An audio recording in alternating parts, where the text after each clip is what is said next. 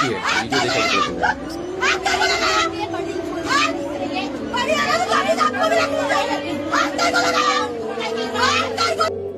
ট্ৰেইনখনত ভিৰ বহুত আছিলে। ছোৱালীজনীয়ে কিয় চিল্লাই আছে জানে? তাতে ওচৰতে ইমান মহিলা বুৰখা পিন্ধি আছিলে আৰু এই ছোৱালীজনীৰ অকণমান গাত হয়তো লাগিব পাৰে। লগাৰ কাৰণে এই ছোৱালীজনীয়ে কৈ আছে, গাত কিয় হাত দিলা, গাত কিয় টাচ লাগিল, গাত কিয় টাচ লাগিল।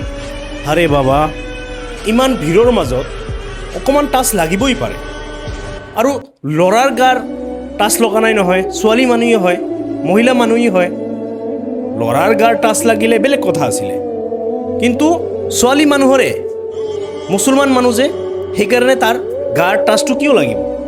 মাইণ্ডটো এনেকুৱা যে এওঁলোক অনলি মাইণ্ডটোত সেইটোও খেলে যে মুছলমান মানুহ ক'ত কি কেনেকৈ থাকে, কি কৰে, সেইটো লৈয়ে সিহঁতে একেবাৰে হুলস্থুল লগাই দিয়ে। এইটো কি একটা ডাঙৰ কথা হ'ল যে গাত অকণমান লাগিছে, এইটো লৈ ইমান হুলস্থুল কৰিব লগা হয়। মই ছোৱালীজনীক পোনপটীয়াকৈ ক'ব বিচাৰিছোঁ, তুমি যদি সঁচাকৈ যদি গাত টাচ লগাৰ কাৰণে এনেকুৱা কৰিছা, নিজৰ গাড়ী পাৰ্চনেল গাড়ী লৈ লোৱা।